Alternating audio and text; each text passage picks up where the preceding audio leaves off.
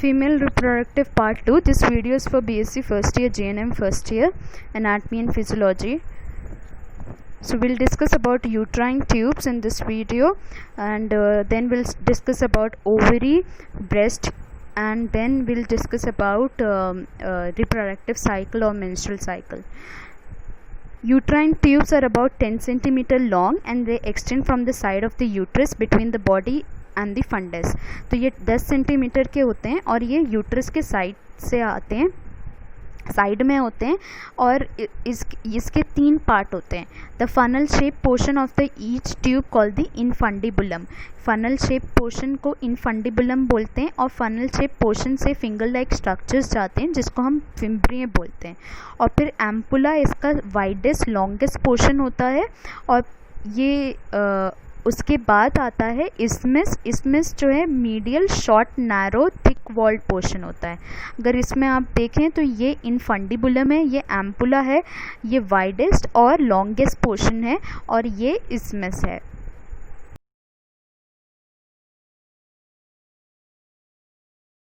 ही ovum को ovary से ovum को लेते हैं और एम्पुला में पुश करते हैं ओवम को. यहाँ एम्पुला में ओवम स्पर्म्स का वेट करता है, और जब स्पर्म्स आता है तो ओवम में फर्टिलाइजेशन हो जाता है और फिर ओवम आहिस्ते आहिस्ते यूट्रस में जाकर इम्प्लांट होता है. इसमें से होते हुए यूट्रस में जाकर इम्प्लांट होता है. So this is the whole process. यहाँ ओवरी से फिम्ब्रिय के हेल्प से इनफंडिबुलम में ओवम आता है, फिर इनफंडिबुलम से एम्पुला में आता है. एम्पुला में यहाँ पे ओवम वेट करता है फॉर दी स्पर्म्स, और जब स्पर्म्स आ जाते हैं तो ओवम फर्टिलाइज हो जाता है, और फर्टिलाइज होने के बाद ओवम जब थोड़ा बड़ा हो जाता है तो फिर ये मूव होकर यूट्रस में चला जाता है और यूट्रस में जाकर इम्प्लांट हो जाता है. The uterine tube are covered with peritoneum, have a middle layer of smooth muscles and are lined with ciliated epithelium.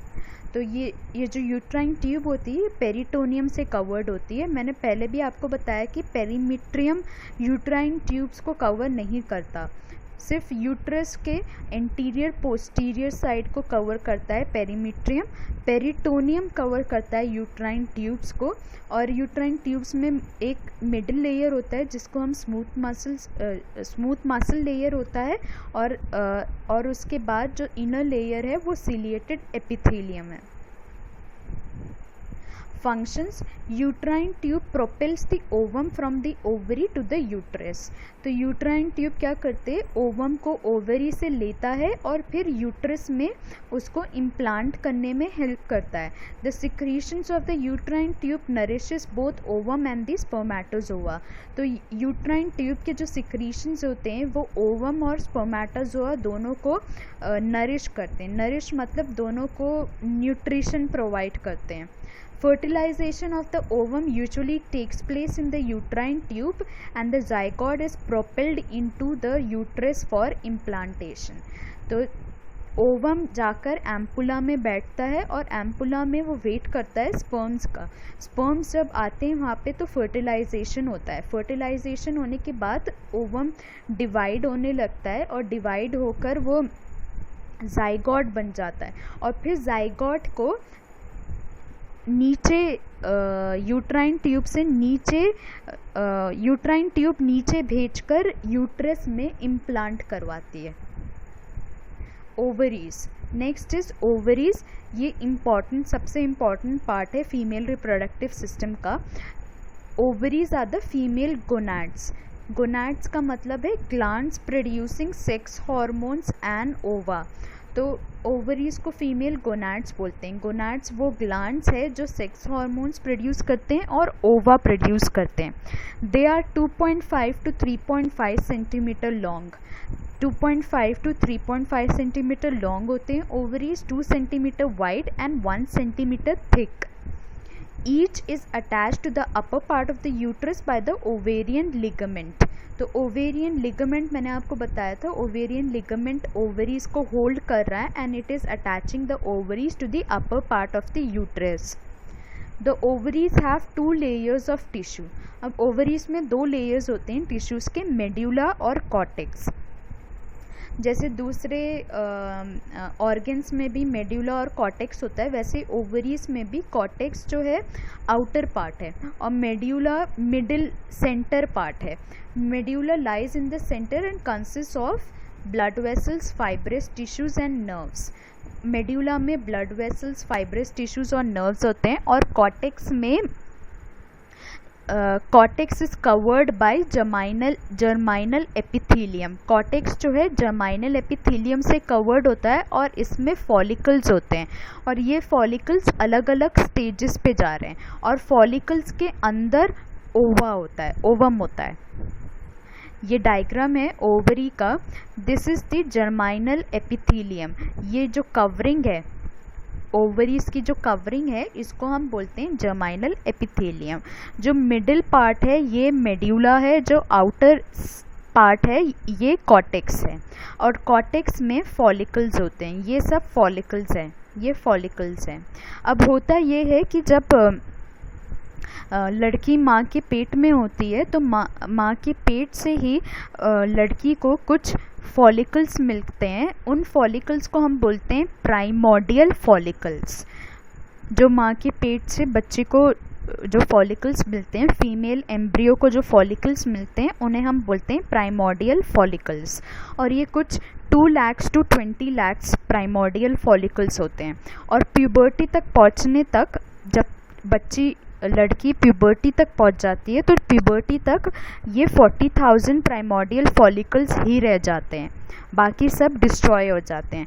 अब ये 40,000 प्राइमोर्डियल फॉलिकल्स हर साइकिल में बड़े होते हैं और बड़े होकर प्राइमरी फॉलिकल्स बनते हैं।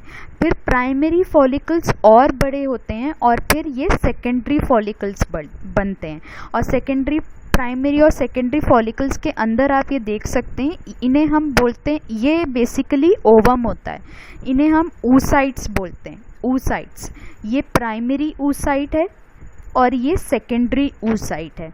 और जब सेकेंडरी फॉलिकल बड़ा हो जाता है, 20 mm का हो जाता है, मैच्योर हो जाता है, फुल्ली मैच्योर हो जाता है सेकेंडरी फॉलिकल, तो तब हम इसको बोलते हैं ग्राफियन फॉलिकल। और ग्राफियन फॉलिकल ओवम को रिलीज करता है। ये ग्राफियन फॉलिकल है, ये रप्चर हुआ और रप्चर होने के बाद ओवम रिलीज हुआ। ये ओवम को रिलीज करके जो यूट्राइन ट्यूब के जो फिम्ब्रिय हैं, वो फिम्ब्रिय की हेल्प से ओवम यूट्राइन ट्यूब के एम्पुला में चला जाता है। अब ओवरी के अंदर क्या होता है, अब ये ग्राफियन फॉलिकल तो रप्चर होकर ओवम निकल गया और ओवम निकल के यूट्राइन ट्यूब के एम्पुला में चला गया। उसके बाद ओवरी में कॉर्पस ल्यूटियम फॉर्म होता है, कॉर्पस ल्यूटियम डेवलप होता है और कॉर्पस ल्यूटियम 2 हफ्ते तक बॉडी में रहता है। ये कॉर्पस ल्यूटियम कुछ हार्मोन सिक्रीट करता है, जैसे कि ईस्ट्रोजन और प्रोजेस्टेरॉन। और ये ईस्ट्रोजन और प्रोजेस्टेरॉन यूट्रस को प्रिपेयर करते हैं in receiving the fertilised ovum. Uterus को प्रिपेयर करते हैं, मतलब यूट्रस की जो फंक्शनल लेयर है उसको थिक करते हैं और उसमें ज़्यादा ब्लड सप्लाई बढ़ाते हैं, ताकि जब अगर ओवम फर्टिलाइज हो जाए, ओवम फर्टिलाइज होने के बाद वो यूट्रस में आराम से आकर इम्प्लांट हो सके। तो ये कॉर्पस ल्यूटियम का काम होता है कि कॉर्पस ल्यूटियम कुछ हार्मोन सिक्रीट करते हैं जो यूट्रस की लाइनिंग को थिक बनाता है, और उन हार्मोन्स का नाम है ईस्ट्रोजन और प्रोजेस्टेरॉन। और जब ओवम फर्टिलाइज नहीं होता 2 हफ्ते के बाद, ये कॉर्पस ल्यूटियम जो है खुद ही खुद डीजेनरेट हो जाता है। डीजेनरेट मतलब अपने आप ही ये ख़त्म हो जाता है और कॉर्पस एल्बिकन्स में कन्वर्ट हो जाता है, ये अपने आप ख़त्म हो जाता है corpus luteum. So this is the cycle, ये हर महीने चलता है।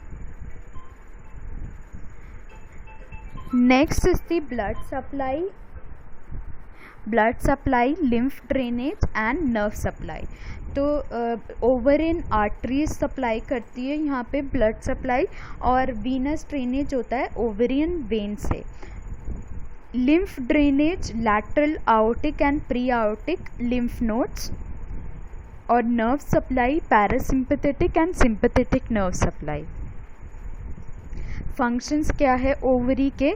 Storing and development of female gamete. तो मैंने आपको बताया कि फीमेल गैमेट या ओवा जो है कैसे यहाँ पे डेवलप होता है और कैसे स्टोर होता है. Release of hormones. अब हमारी ओवरीज जो है बहुत सारे हार्मोन्स को भी रिलीज़ करती है. ये जो प्राइमरी फॉलिकल्स है, ये जो प्रीमॉर्डियल फॉलिकल्स है, ये बड़े होके प्राइमरी फॉलिकल्स बनते हैं. प्राइमरी फॉलिकल्स बड़े होके सेकेंडरी फॉलिकल्स बनते हैं. ये किस चीज़ के हेल्प से बनते हैं? ये FSH के हेल्प से बनते हैं, फॉलिकल स्टिमुलेटिंग हार्मोन, जो एंटीरियर पिट्यूटरी सिक्रीट करता है. एंटीरियर पिट्यूटरी जब फॉलिकल स्टिमुलेटिंग हार्मोन सिक्रीट करता है, ये जो फॉलिकल्स है ये बड़े होते रहते हैं और इन फॉलिकल्स से हार्मोन्स रिलीज होते हैं जो कि ईस्ट्रोजन और इनहिबिन है. ईस्ट्रोजन और इनहिबिन इन फॉलिकल से रिलीज होते हैं. उसके बाद एंटीरियर पिट्यूटरी जब LH सिक्रीट करती है, ल्यूटिनाइजिंग हार्मोन, तो ल्यूटिनाइजिंग हार्मोन सिक्रीट होने की वजह से ओव्यूलेशन होता है और ये कॉर्पस लूटियम बनता है और कॉर्पस लूटियम फिर सिक्रीट करता है ईस्ट्रोजन एंड प्रोजेस्टेरॉन, जो यूट्रस की लाइनिंग को थिक करने में हेल्प करता है. तो ओवरीज हमारे सिर्फ गैमीट्स, जो फीमेल गैमीट्स है, गैमीट्स को ही स्टोर और डेवलप नहीं करती बल्कि हार्मोन्स भी सिक्रीट करती है. कॉर्पस लूटियम हार्मोन्स सिक्रीट करते हैं और यहाँ पे जो फॉलिकल्स होते हैं वो भी हार्मोन्स को सिक्रीट करते हैं. During the first half of the cycle, while the ovum is developing within the follicles secrete increasing amount of estrogen. तो follicles क्या secrete करते हैं? Estrogen secrete करते हैं. However, after ovulation, corpus luteum secrete progesterone with some estrogen and inhibin. तो corpus luteum secrete करता है progesterone, ज़्यादा अमाउंट में प्रोजेस्टेरॉन सिक्रीट करता है और थोड़ा बहुत ईस्ट्रोजन और इनहिबिन भी सिक्रीट करता है. ब्रेस्ट को मैमरी ग्लैंड्स भी बोलते हैं. These are accessory glands of the female reproductive system. इनको हम एक्सेसरी ग्लैंड्स बोलते हैं. Each breast contains about 20 lobes. तो हर ब्रेस्ट में 20 लोब्स होते हैं और ये 20 लोब्स फिर डिवाइड होते हैं लोब्यूल्स में, और ये जो लोब्यूल्स होते हैं ये मिल्क को प्रोड्यूस करते हैं और ये लोब्यूल्स ओपन होते हैं डक्ट्स में और ये डक्ट्स फिर जाकर निप्पल तक मिल्क को ड्रेन करता है. Supporting fatty and connective tissue run through the breast. और हमारा ब्रेस्ट जो है सपोर्ट हुआ है हमारे ब्रेस्ट में फैट और कनेक्टिव टिश्यू से. यहाँ आप देख सकते हैं ये सब फैट और कनेक्टिव टिश्यूज़ है. ये फैट और कनेक्टिव टिश्यूज़ हमारे ब्रेस्ट को प्रोटेक्ट कर रहे हैं. Now these are the lobes. ये कुछ 20 लोब्स होते हैं. इन लोब्स के अंदर लोब्यूल्स होते हैं, छोटे छोटे लोब्यूल्स होते हैं जो मिल्क को प्रोड्यूस करते हैं. वो लोब्यूल्स से मिल्क जाता है इन डक्ट्स में, लैक्टिफेरस डक्ट्स बोलते हैं, और फिर ये डक्ट्स मिल्क को लेके जाते हैं निप्पल्स तक. ये निप्पल है. Nipple is surrounded by a structure known as areola. ये जो निप्पल को जो स्ट्रक्चर सराउंड कर रहा है, इस स्ट्रक्चर को हम बोलते हैं एरियोला. और इस स्ट्रक्चर में बहुत सारे सेबेशियस ग्लैंड होते हैं जो मॉइस्ट करते हैं निप्पल को at the time of feeding. जब बेबी फीड कर रहा होता है तो निप्पल को ये ग्लैंड्स मॉइस्ट करते हैं. The nipple is a small conical eminence at the center of the breast surrounded by a pigmented area, the areola. तो areola जो है pigmented area है, मतलब colored area है. On the surface of the areola are numerous sebaceous glands which lubricate the nipple during lactation. और areola पे बहुत सारे ग्लैंड्स होते हैं, सेबेशियस ग्लैंड्स होते हैं जो निप्पल को लुब्रिकेट करते हैं, मॉइस्ट करते हैं at the time of lactation, जब बेबी मिल्क ले रहा है। और यहाँ आप देख सकते हैं ये जो मसल्स होते हैं ब्रेस्ट के, इन मसल्स को हम बोलते हैं pectoral muscles.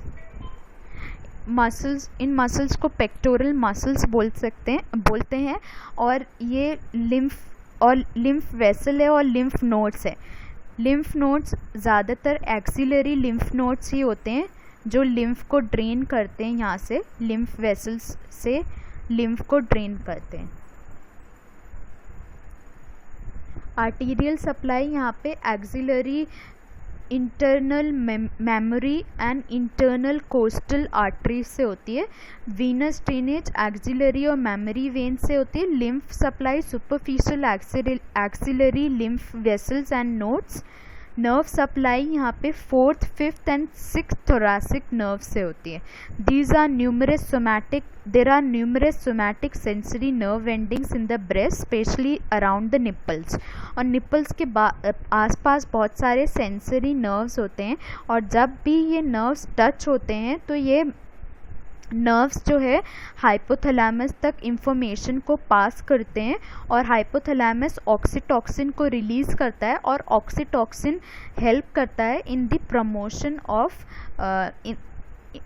It increases oxytocin helps in the release of milk.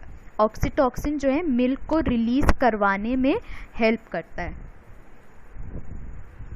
Reproductive cycle, now we have come to the most important part.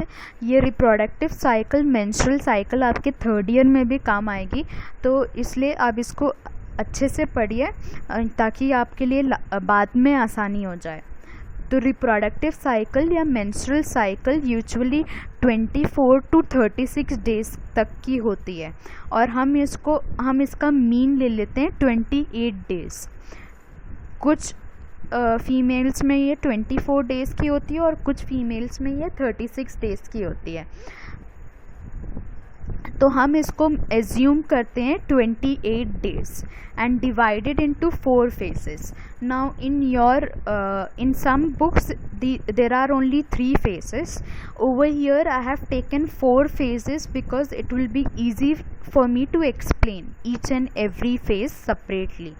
तो सबसे पहला फेस होता है मेंस्ट्रुअल फेस, उसके बाद आता है प्री ओव्यूलेटरी फेस, उसके बाद आता है ओव्यूलेशन, और उसके बाद आता है पोस्ट ओव्यूलेटरी फेस। अब सबसे पहले है मेंस्ट्रुअल फेस।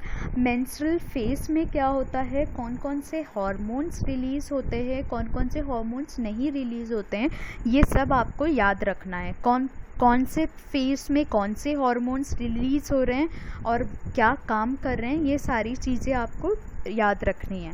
अब मेंस्ट्रुअल फेस में क्या होता है, ऑल्सो कॉल्ड मेंस्ट्रुएशन और मेंसेस, लास्ट फॉर रफली the first 5 days of the cycle. Menstruation का फर्स्ट डे कंसीडर होता है first day of the reproductive cycle. तो रिप्रोडक्टिव साइकिल कब स्टार्ट होती है, जब मेंस्ट्रुएशन का फर्स्ट डे होता है। फर्स्ट डे को हम कंसीडर करते हैं number 1 day of the reproductive cycle या मेंस्ट्रुअल साइकिल, और शुरू के 5 दिन मेंस्ट्रुएशन होते हैं। अब किसी में 7 days होता है, किसी में 10 days भी होता है, किसी में 3 days ही होता है। So it depends from individual to individual. तो रफली हम इसको 5 days कंसिडर कर सकते हैं कि menstrual phase first 5 days of the cycle होता है मेंस्ट्रुअल फेज। अब इसमें क्या होता है, events in the uterus. Uterus में क्या क्या होता है मेंस्ट्रुअल फेज में, menstrual flow from the uterus consist of 50 to 150 ml of blood. तो 50 to 150 ml of blood pass होता है यूट्रस से, और ये मेंस्ट्रुअल फ्लो में सिर्फ ब्लड नहीं होता, थोड़ा बहुत म्यूकस भी होता है, टिश्यूज़ भी होते हैं, एपिथेलियल सेल्स भी होते हैं, और ये एपिथेलियल सेल्स एंडोमेट्रियम के होते हैं. The discharge occurs because the declining levels of the progesterone and oestrogen stimulate release of prostaglandins that cause the uterine spiral arterioles to constrict. और ये कब होता है, मेंस्ट्रुअल साइकिल कब स्टार्ट होती है, जब प्रोजेस्टेरॉन और ईस्ट्रोजन का लेवल कम हो जाता है. प्रोजेस्टेरॉन और ईस्ट्रोजन का लेवल जब बॉडी में कम हो जाता है तो मेंस्ट्रुअल साइकिल स्टार्ट हो जाती है, और प्रोजेस्टेरॉन और ईस्ट्रोजन लेवल के कम होने की वजह से प्रोस्टाग्लैंडिन्स रिलीज होते हैं. और ये प्रोस्टाग्लैंडिन्स क्या करते हैं, जो यूट्रस में जो स्पाइरल आर्टरीज होती हैं उन स्पाइरल आर्टरीज को ये कॉन्स्ट्रिक्ट कर देते हैं. तो कॉन्स्ट्रिक्ट करने की वजह से वहाँ पे जो सेल्स हैं, फंक्शनल लेयर के जो सेल्स होते हैं, उन सेल्स की डेथ होने लगती है और वो निकल के बाहर आ जाते हैं. This occurs when the ovum does not fertilise. अब मैंने आपको बताया था कि कॉर्पस लूटियम हेल्प करता है in the release of oestrogen और प्रोजेस्टेरॉन. और कॉर्पस लूटियम 2 हफ्ते तक रहता है बॉडी में. 2 हफ्ते तक वो वेट करता है. 2 हफ्ते बाद जब कॉर्पस लूटियम, जब ओवम फर्टिलाइज नहीं होता तो कॉर्पस लूटियम अपने आप ही डीजेनरेट हो जाता है. और जैसे कॉर्पस लूटियम डीजेनरेट होता है, अपने आप ही ख़त्म हो जाता है, तो इनका जो हार्मोन का जो सिक्रीशन है वो भी कम हो जाता है. प्रोजेस्टेरॉन और ईस्ट्रोजन का जो सिक्रीशन होता है वो भी कम हो जाता है, और यूट्रस की जो लाइनिंग है वो अपने आप ही शेड हो जाती है. During the menstrual phase, the level of estrogen and progesterone are very low because the corpus luteum starts degenerating. हाँ, तो corpus luteum क्या होता है, degenerate हो जाता है, तो इसीलिए estrogen और progesterone का level कम हो जाता है, और जो यूट्रस की लाइनिंग है वो अपने आप ही झड़ जाती है. This means the hypothalamic and anterior pituitary can resume their cyclic activity and levels of FSH begins to rise.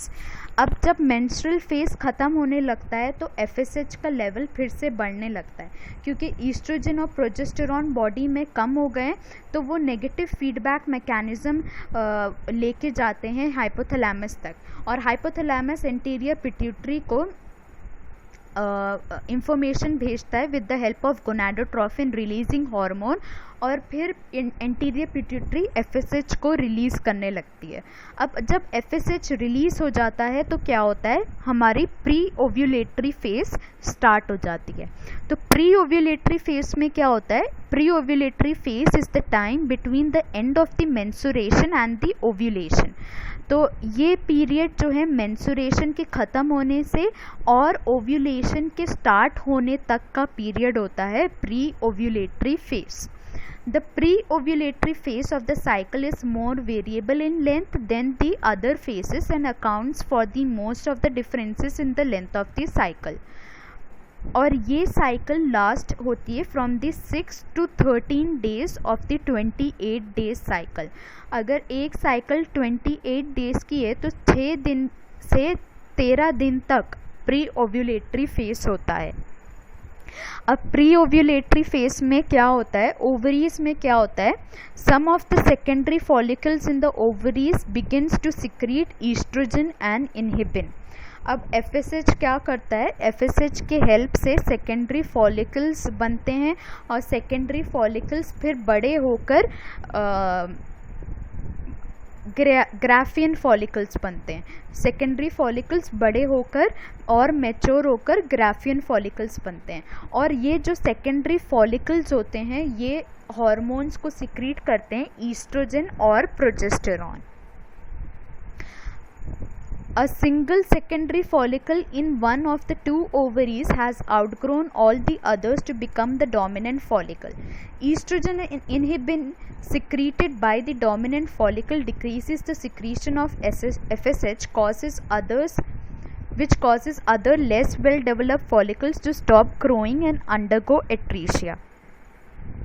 तो बहुत सारे फॉलिकल्स मैंने आपको बताए थे, उनमें से कोई एक फॉलिकल एक सेकेंडरी फॉलिकल बड़ा होने लगता है और वो बड़ा होकर डोमिनेंट फॉलिकल बन जाता है और भी बड़ा मैच्योर होकर ग्राफियन फॉलिकल बन जाता है। और ये जो फॉलिकल्स होते हैं, जो सेकेंडरी फॉलिकल्स होते हैं, ये सिक्रीट करते हैं हार्मोन्स ईस्ट्रोजन और इनहिबिन। और ये जो हार्मोन है इनहिबिन, ये एफएसएच को कम करता है ताकि दूसरे फॉलिकल जो हैं वो बड़े ना हो। एक ही फॉलिकल चाहिए हमें, हर साइकिल में एक ही ओवा रिलीज होती है, एक ही ओवम रिलीज होती है हर साइकिल में, और इसीलिए हमें एक ही फॉलिकल चाहिए। तो बाकी दूसरे फॉलिकल्स बड़े ना हो, ये इनहिबिन जो है एफएसएच के सिक्रीशन को थोड़ा बहुत कम कर देता है। Normally, the one dominant secondary follicles becomes the mature Graafian follicle, which continues to enlarge until it is more than 20 mm. तो और ये Graafian follicle जो है और ज़्यादा बड़ी होती जाती है जब तक ये 20 mm डायमीटर की ना हो जाती, और फिर 20 mm की जब ये हो जाती है, then it is ready for ovulation. During the final maturation process, the mature follicle continues to increase its production of estrogen. और ये जो मैच्योर फॉलिकल होती है ग्राफियन फॉलिकल, ये ज़्यादा से ज़्यादा ईस्ट्रोजन रिलीज़ करती है बॉडी में। अब इवेंट्स इन द यूट्रस में क्या होता है, ये जो ईस्ट्रोजन ब्लड में आया है वो बाय ग्रोइंग ओवेरियन फॉलिकल, वो जो एंडोमेट्रियम की लेयर होती है, फंक्शनल लेयर, उसको रिपेयर करने लगता है। ईस्ट्रोजन आहिस्ते आहिस्ते एंडोमेट्रियम की लेयर को प्रिपेयर करने लगता है। जो एंडोमेट्रियम की लेयर मेंस्ट्रुअल फेस में जो झड़ गई थी, वो अब आहिस्ते आहिस्ते रिपेयर होने लगती है। द सेल्स ऑफ स्ट्रैटम बेसिले मतलब बेसल लेयर के जो सेल्स होते हैं, वो सेल डिवीज़न होता है। उन जो बेसल लेयर्स के जो सेल होते हैं वो सेल डिवीज़न को अंडरगो करते हैं और नई लेयर फॉर्म होती है, which is known as the stratum functionalis, या फिर फंक्शनल लेयर बोलते हैं। फंक्शनल लेयर बनाने में ईस्ट्रोजन हेल्प करता है, जो कि फॉलिकल्स रिलीज़ कर रहे थे ईस्ट्रोजन, सेकेंडरी फॉलिकल्स जो ईस्ट्रोजन रिलीज़ कर रहे थे, वो ईस्ट्रोजन हेल्प करता है यूट्रस की फंक्शनल लेयर को फिर से बनाने में। With reference to the uterine cycle, the pre-ovulatory phase is also termed as the proliferative phase because the endometrium is proliferating. और प्री ओव्यूलेटरी फेज़ को हम प्रोलिफरेटिव फेज़ भी बोलते हैं। अब इसके बाद आता है ओव्यूलेशन। अब ओव्यूलेशन में क्या होता है, जो ग्राफियन फॉलिकल ज़्यादा से ज़्यादा ईस्ट्रोजन सिक्रीट कर रही थी, अब ईस्ट्रोजन पॉजिटिव फीडबैक मैकेनिज्म देता है हाइपोथैलेमस को, और हाइपोथैलेमस सिक्रीट करता है gonadotrophin releasing hormone. Gonadotrophin releasing hormone pituitary, anterior pituitary तक जाता है, और एंटीरियर पिट्यूटरी सिक्रीट करती है ल्यूटेनाइजिंग हार्मोन, और कुछ एफएसएच भी सिक्रीट करती है, पर ज़्यादा लेवल में ल्यूटेनाइजिंग हार्मोन सिक्रीट होता है। अब ये जो ल्यूटेनाइजिंग हार्मोन है वो हेल्प करता है ग्राफियन फॉलिकल के रप्चर में, और जो सेकेंडरी oocyte है या फिर जो ओवा है उसके रिलीज होने में एलएच हेल्प करता है। ल्यूटेनाइजिंग हार्मोन हेल्प करता है ओव्यूलेशन में। कैसे हेल्प करता है? It ruptures the Graafian follicle और सेकेंडरी oocyte को एक्सपेल करता है from the ovary. It expels the secondary oocyte from the ovary. The ovulated oocyte and its corona radiata cells are usually swept into the uterine tube, और फिर ये जो secondary oocyte होती है वो uterine tube में चली जाती है। ये ओव्यूलेशन फेस हो गया। फिर उसके बाद आता है पोस्ट ओव्यूलेटरी फेस। अब ओव्यूलेशन के बाद क्या होता है? पोस्ट ओव्यूलेटरी फेस में It is the time between ovulation and the onset of the next menses. तो ये जो टाइम होता है, हमारा जो ओव्यूलेशन पीरियड है वो 14 डे पे होता है. मेंस्ट्रुअल साइकिल या रिप्रोडक्टिव साइकिल के 14 डे पर ओव्यूलेशन पीरियड होता है. और जो पोस्ट ओव्यूलेशन फेज है वो 14 डे से 28 डेज तक की होती है. मतलब 14 डे से 28 डे तक. ये लास्ट के जो 2 हफ्ते होते हैं उसको हम बोलते हैं पोस्ट ओव्यूलेटरी फेज. उसके बाद फिर मेंसेस स्टार्ट हो जाते हैं, और मेंसेस जब स्टार्ट होंगे तो वो नंबर 1 डे होगा ऑफ द रिप्रोडक्टिव साइकिल या मेंस्ट्रुअल साइकिल. अब इसमें क्या होता है, after ovulation the mature follicle collapses and corpus luteum is formed. अब जो मैच्योर ग्राफियन फॉलिकल थे वो ख़त्म हो जाते हैं और कॉर्पस ल्यूटियम बनता है. और कॉर्पस ल्यूटियम LH के हेल्प से बनता है. ल्यूटिनाइजिंग हार्मोन के हेल्प से कॉर्पस ल्यूटियम बनता है. And corpus luteum secretes progesterone and oestrogen. और कॉर्पस ल्यूटियम ज़्यादा मात्रा में प्रोजेस्टेरॉन सिक्रीट करता है और कम मात्रा में ईस्ट्रोजन, रिलैक्सिन और इनहिबिन को सिक्रीट करता है. अब ये जो प्रोजेस्टेरॉन और ईस्ट्रोजन सिक्रीट हुआ है ये यूट्रस को प्रिपेयर करता है टू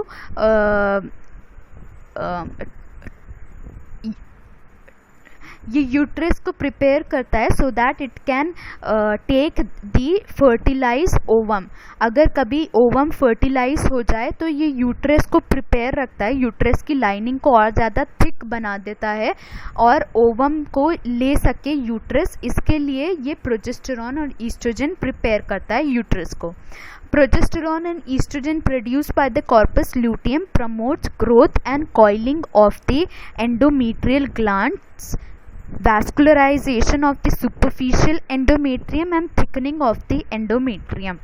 और एंडोमेट्रियम को ये बहुत ज़्यादा वैस्कुलराइज, मतलब ब्लड वेसल्स को यहाँ पे जितने ब्लड वेसल्स होते हैं उनको इंक्रीज कर देता है और ज़्यादा थिक बना देता है. 12 to 18 mm का हो जाता है endometrium. Because of the secretory activity of the endometrial gland, which begins to secrete glycogen. This period is called the secretory phase. और post ovulatory phase को हम secretory phase भी बोलते हैं क्योंकि इस phase में जो है यूट्रस प्रिपेयर करती है for the fertilized ovum. If the fertilization does not occur, और जब फर्टिलाइजेशन नहीं होता है 2 हफ्ते बाद क्या होता है, कॉर्पस ल्यूटियम अपने आप डीजेनरेट हो जाता है और प्रोजेस्टेरॉन और ईस्ट्रोजन लेवल बॉडी में कम हो जाते हैं और फिर मेंसेस होने लगते हैं. और अगर ओवम फर्टिलाइज हो जाती है तो कॉर्पस ल्यूटियम 2 हफ्ते बाद डीजेनरेट नहीं होता. अगर ओवम फर्टिलाइज हो जाती है तो एक यूट्रस में प्लासेंटा बनता है. Placenta is basically it contains many blood vessels. ये प्लासेंटा हॉर्मोन्स भी रिलीज करता है और ये प्लासेंटा जो फर्टिलाइज ओवम है उसको भी नरिशमेंट प्रोवाइड करता है, न्यूट्रिएंट्स प्रोवाइड करता है. और ये प्लासेंटा जो हॉर्मोन्स रिलीज करता है वो कॉर्पस ल्यूटियम को डीजेनरेट नहीं होने देता, ख़त्म नहीं होने देता. और कॉर्पस ल्यूटियम पूरी प्रेगनेंसी प्रोजेस्टेरॉन और ईस्ट्रोजन को रिलीज करती रहती है ताकि जो यूट्रस की लाइनिंग है वो मेंटेन रहे. लेकिन अगर ओवम फर्टिलाइज नहीं होता तो कॉर्पस ल्यूटियम 2 हफ्ते बाद अपने आप डीजेनरेट हो जाता है, प्रोजेस्टेरॉन ईस्ट्रोजन लेवल कम हो जाते हैं और यूट्रस की एंडोमेट्रियम लेयर, फंक्शनल लेयर अपने आप ही झड़ जाती है in the menstrual phase. So this was about the menstrual cycle और the reproductive cycle. आप इसमें देख सकते हो ये फर्स्ट 5 days जो है ये 0 डे है. 0 के बाद फर्स्ट 5 डे यहाँ पे मेंसेस होते हैं. उसके बाद फॉलिकुलर फेज, फॉलिकल्स का डेवलपमेंट होता है. फॉलिकल्स जैसे डेवलपमेंट हो जाता है फॉलिकल्स का, फॉलिकल मैच्योर हो जाते हैं. 14 डे को ओव्यूलेशन होता है. 14 डे जो ग्राफियन फॉलिकल होता है वो रिलीज करता है ओवम को और ये 14 डे ल्यूटिनाइजिंग हार्मोन सबसे ज़्यादा हाई लेवल में होता है. और ल्यूटिनाइजिंग हार्मोन ही हेल्प करता है ओव्यूलेशन में। ओके फिर उसके बाद क्या होता है, उसके बाद कॉर्पस लूटियम फॉर्म होने लगता है और कॉर्पस लूटियम सिक्रीट करता है ईस्ट्रोजन और प्रोजेस्टेरॉन। प्रोजेस्टेरॉन का लेवल बढ़ जाता है। प्रोजेस्टेरॉन इस फेस में प्रोजेस्टेरॉन क्या करता है, यूट्रस की लाइनिंग को थिक कर रहा है। यहाँ पे कितनी छोटी है लाइनिंग और ये थिक होती जा रही है। और फिर उसके बाद अगर ओव्यूलेशन नहीं फर्टिलाइजेशन नहीं होता तो फिर से मेंसेस स्टार्ट हो जाते हैं। This is the end of 28 day और यहाँ से फिर से डे 1 स्टार्ट हो जाता है। So this is all about the uterine cycle. अब यहाँ पे एक चीज़ आप याद रखना कि हाइपोथैलेमस ईस्ट्रोजन, अगर सिर्फ ईस्ट्रोजन के लेवल बॉडी में ज़्यादा हो रहे हैं, ईस्ट्रोजन पॉजिटिव फीडबैक मैकेनिज्म देता है हाइपोथैलेमस को, और हाइपोथैलेमस एंटीरियर पिट्यूटरी को GnRH भेजता है और एंटीरियर पिट्यूटरी FSH और LH को रिलीज करती है। लेकिन अगर ईस्ट्रोजन और प्रोजेस्टेरॉन दोनों की मात्रा ज़्यादा हो रही है बॉडी में, दोनों की साथ में मात्रा ज़्यादा हो रही है बॉडी में, तब नेगेटिव फीडबैक मैकेनिज्म जाता है और हाइपोथैलेमस इस प्रोसेस को रोकता है ताकि GnRH FSH और LH और ना बनाए, और FSH और LH और ना बनेंगे और नहीं बनेंगे तो ईस्ट्रोजन और प्रोजेस्टेरॉन और ज़्यादा रिलीज नहीं होंगे। इन दोनों की मात्रा एक साथ बढ़ना ज़रूरी है, तभी हाइपोथैलेमस अपना फंक्शन कम करेगा। अगर सिर्फ ईस्ट्रोजन की मात्रा बढ़ रही है तो हाइपोथैलेमस अपना फंक्शन कम नहीं करता, ये पॉजिटिव फीडबैक होता है। फिर वो अपने फंक्शन को और ज़्यादा बढ़ा देता है, LH और बढ़ जाता है और LH बढ़ने से ओव्यूलेशन होता है। Summary of hormones. अब अलग अलग हॉर्मोन्स अलग अलग चीज़ों में हेल्प करते हैं। ईस्ट्रोजन किस में हेल्प करता है? Oestrogen is secreted by the ovarian follicles, और ओवेरियन फॉलिकल से सिक्रीट होता है, हैव सेवरल इम्पॉर्टेंट फंक्शंस, और इसके बहुत सारे फंक्शंस होते हैं। क्या क्या फंक्शन है? It promotes the development and maintenance of female reproductive structures. तो ये हेल्प करता है फीमेल रिप्रोडक्टिव स्ट्रक्चर्स को डेवलप करने में और मेंटेन करने में। सेकेंडरी सेक्सुअल कैरेक्टरिस्टिक्स में हेल्प करता है ईस्ट्रोजन। सेकेंडरी सेक्सुअल कैरेक्टरिस्टिक्स जैसे कि ब्रेस्ट डेवलपमेंट, जो प्यूबर्टी के बाद ब्रेस्ट डेवलपमेंट होता है, एक्सिलरी हेयर्स आते हैं, मॉन्स प्यूबिस पे जो हेयर्स आते हैं, ये सारे क्या है? सेकेंडरी सेक्सुअल कैरेक्टरिस्टिक्स हैं। तो ये सब चीज़ों में ईस्ट्रोजन का रोल होता है। And the breast, the secondary sexual characteristics include distribution of adipose tissue in the breast, breast का डेवलपमेंट होना। एडिपोज टिश्यू मतलब फैटी टिश्यूज जो ब्रेस्ट पे आते हैं, एब्डोमेन पे जो फैटी एडिपोज टिश्यू आते हैं, मॉन्स प्यूबिस पे, हिप्स पे। वॉइस पिच ज़्यादा होती है लड़कियों की और लड़कों की कम होती है। ब्रॉड पेल्विस, हमारा जो पेल्विस होता है वो ब्रॉड होता है, एंड जो लड़कों का पेल्विस होता है वो छोटा होता है। अगर जब हम स्केलेटल सिस्टम पढ़े थे तो तब भी मैंने शायद आपको बताया था कि जब जो फॉरेंसिक डिपार्टमेंट्स में कैसे अगर किसी का स्केलेटन है तो उसमें कैसे हम डिस्टिंग्विश करेंगे कि ये फीमेल स्केलेटन है या मेल स्केलेटन है।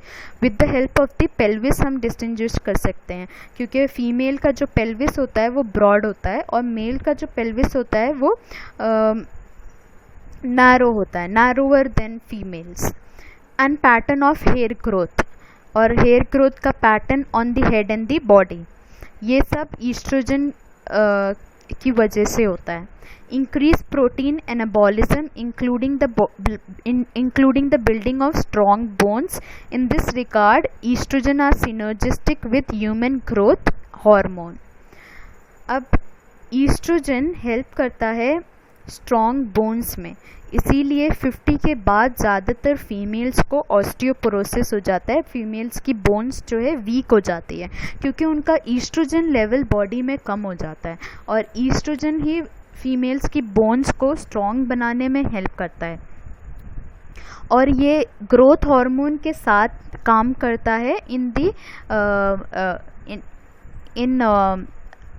Growing the body. Lower blood cholesterol level, और ये ब्लड कोलेस्ट्रॉल लेवल को भी कम करता है, इसीलिए ज़्यादातर महिलाएं जिन्हें कोरोनरी आर्टरी डिजीज़ है, हार्ट की प्रॉब्लम है, वो 50 के बाद होती है, 50 से पहले नहीं होती। Moderate levels in the blood inhibit both the release of GnRH by the hypothalamus and secretion of LH and FSH by the interior pituitary। तो moderate level in the blood inhibit both the release of GnRH। जब इसका level कम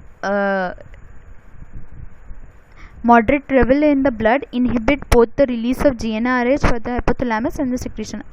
जब इसका level कम होता है, oestrogen का level कम होता है, तो GnRH भी कम हो जाता है बॉडी में, और LH और FSH भी।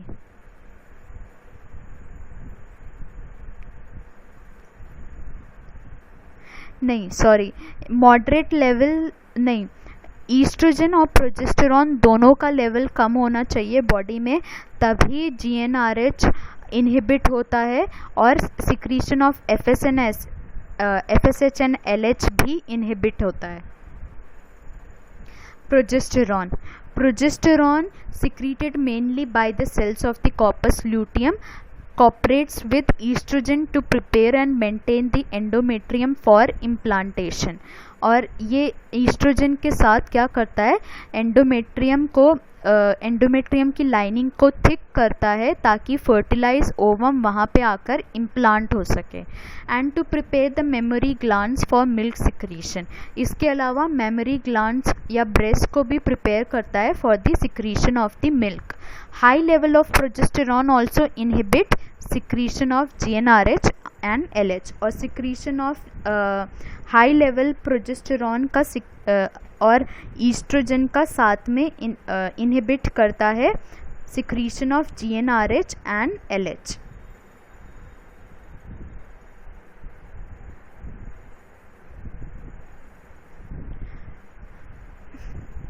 Small quantity of relaxin, I am sorry I have explained you wrong. ये जो नेगेटिव फीडबैक मैकेनिज्म है, ईस्ट्रोजन और प्रोजेस्टेरॉन दोनों का लेवल बॉडी में ब्लड में बढ़ना चाहिए, तभी हाइपोथैलेमस अपने सिक्रीशन को रोकती है। अगर सिर्फ ईस्ट्रोजन का लेवल ब्लड में बढ़ रहा है तो हाइपोथैलेमस अपने सिक्रीशन को और बढ़ा देती है और LH को ज़्यादा कर देती है बॉडी में, और फिर ओव्यूलेशन होता है।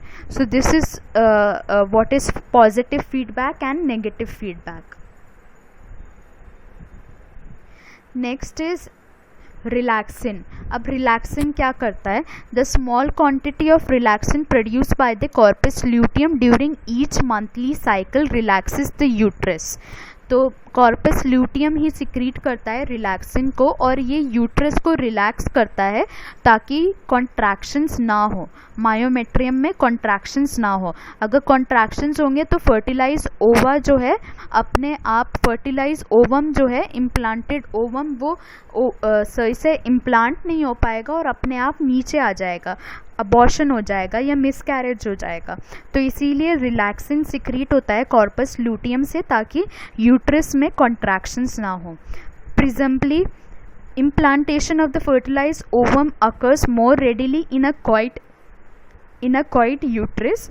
During pregnancy, the placenta produces much more relaxin and it continues to relax uterine smooth muscles। और प्रेगनेंसी के वक्त ज़्यादा रिलैक्सिन रिलीज होता है, और ये कुछ रिलैक्सिन प्लासेंटा से भी रिलीज होता है, और ये यूट्रस को रिलैक्स करके रखता है ताकि ज़्यादा मसल्स जो है यूट्रस के कॉन्ट्रैक्ट ना हो।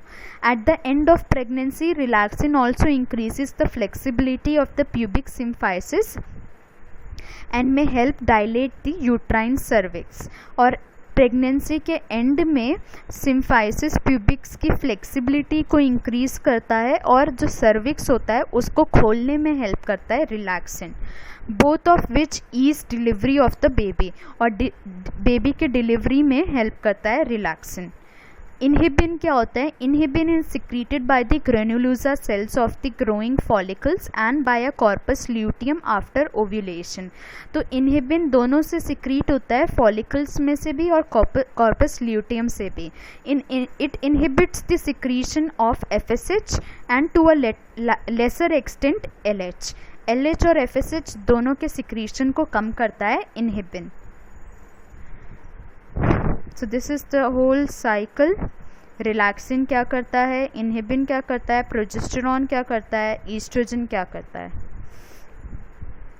Thank you.